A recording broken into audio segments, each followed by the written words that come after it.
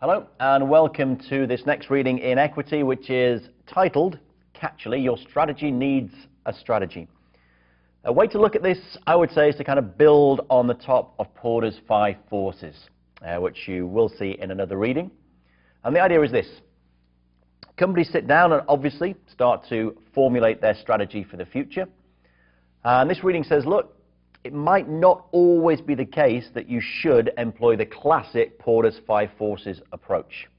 That's all well and good if you have a nice, stable, predictable industry. But if you don't, then you need to come up with another method of formulating your strategy.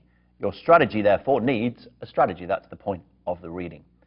So the idea is this: match it to the competitive environment in which you operate. Those competitive environments differ based on 2 key factors. And this is the driving force behind this reading: predictability and malleability. Predictability, fairly straightforward. How predictable is your industry? And malleability, how easy is it for you as a firm within that industry to direct it, to say where that industry is going to go next? Your appropriate strategy formulation process will be consistent with the degree of predictability and malleability within your competitive environment. So, what are we talking about? Well, predictability. How easy is it to accurately forecast demand, performance, market expectations? If it's very predictable, then you should be able to make fairly accurate forecasts far out into the future. How malleable is it? The extent to which you can influence these industry factors. Can you influence demand and expectations?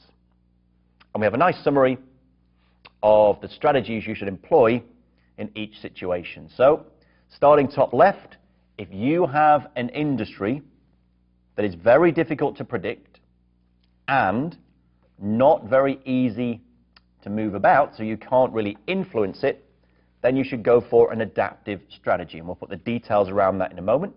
But as an overview, it's very difficult to predict, but you can't shape it. You can't move it where you want it to go. You've just got to adapt to what's happening. Bottom left, if it's not predictable, but it is malleable, you don't know where it's going. It's not going to continue on its same path, but you have the ability to influence where it goes. Then you need a shaping strategy. You are going to drive the industry. Top right is your classic. So it's predictable. You can't change it. That's where your 5 forces analysis really sits. And bottom right, it's predictable and malleable. You know where it's going and you've got the ability to take it there. You need a visionary approach. So let's flesh out each of the 4. We're going to start old school with the classical style.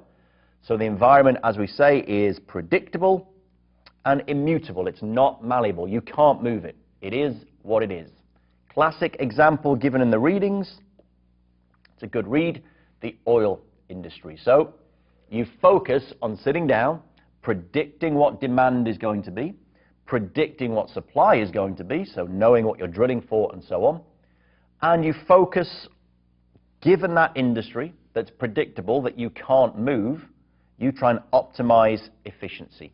You use a Porter's 5 forces approach to get a methodical, multi-year, long-term forecast and try and be as efficient as you can within that industry. Now, the point of this reading is that way too many industries believe that this is the situation they face and try and do exactly what they're doing now efficiently. Well, it only works if the industry is predictable and immutable, not malleable. What if it's unpredictable and not malleable? So you can't change it, but it's unpredictable. You don't know where it's going. Your classic 5 forces approach, your classic approach to trying to be as efficient as you can, is not appropriate.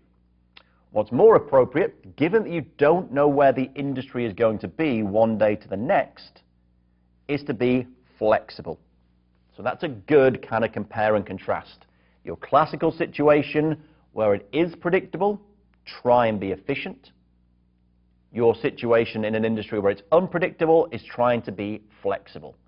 That means constantly changing your goals and reacting to new information as it arises, and be prepared to keep reallocating resources based on market conditions. In a classical style, that would be frowned upon. Going down one route with your resources, quickly saying, no, that's not right, let's change it here, would often be seen in a classical sense as failure. Not so here. A great example, given in the underlying readings, fashion.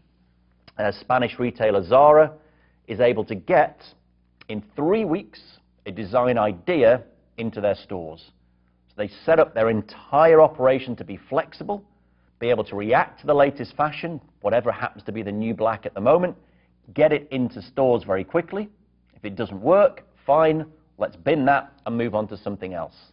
That's an adaptive style, being flexible. Thirdly, the shaping style.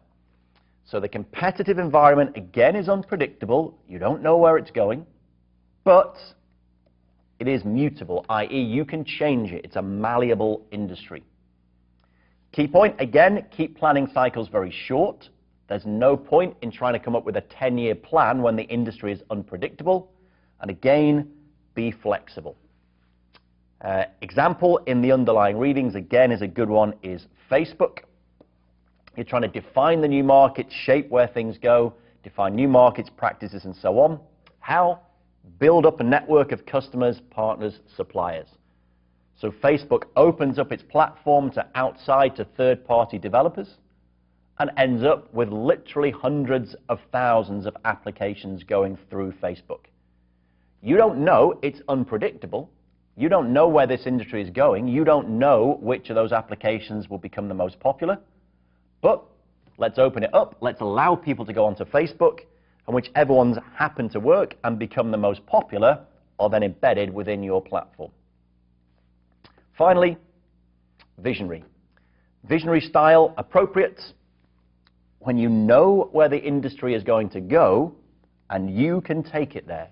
It's the Kevin Costner Field of Dreams approach. Build it and they will come. So Ford can see that driving is going to be no longer a luxury, but almost a kind of necessity for the masses.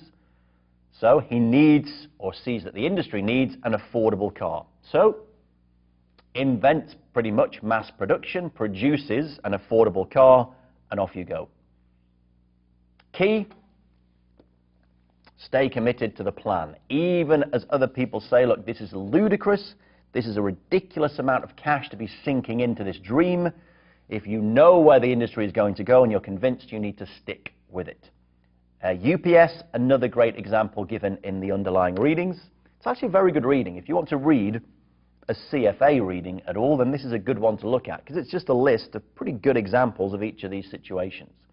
UPS saw the rise of e-commerce, realized there's going to be literally a multi-billion-dollar industry to ship goods from the likes of Amazon to customers, so started sinking in billions of dollars a year to its logistical network to link it to these e-commerce providers, and ended up with 60% of the e-commerce delivery market. So your 4 styles, you need to know that they depend on the level of predictability and malleability and how to react in each situation. So they will work except in times of crisis. In times of crisis, all bets are off. All you've got to do is focus on trying to survive, so batten down the hatches, safeguard your resources, control costs, restructure, and put short-term plans in place until the crisis passes. Then you can emerge again and go back to your appropriate strategy. So 4 strategies, except in a crisis where you just try and survive. So what's your job? Given the scenario, identify the degree to which it's predictable and malleable, and then react as appropriate. Reading finishes off with just a few examples of industries and what their appropriate strategy would be. So readings tell us consumer finance, household products, automobile industry, apart from when Ford basically invented it. Nowadays, it's pretty predictable. You can't really change it, so the classical 5 forces approach is appropriate. Adaptive, less predictable, but you can't really change it, so office electronics, construction materials, biotechs are good examples. When it's less predictable and more malleable, We've talked about software, we talked about Facebook, automobile components, so not as predictable, but you can shape it, what components you think should be in there, and healthcare technology. For a visionary, healthcare providers, media, and insurance. So you can actually take the industry where you think it should go. Not necessarily your requirement to learn every single one of those examples. They're just good examples to have in your head to kind of make these things stick. So in the exam, obviously it's those two key factors that you're looking at, taking those factors and identifying which of these four is appropriate. Once again, I think it's a good reading for the exam because it lets the examiner really give you a nice, meaty vignette, put a lot of information in there, put some key sentences in that tell you whether it's predictable, tell you whether it's malleable, and you come up with the appropriate strategy.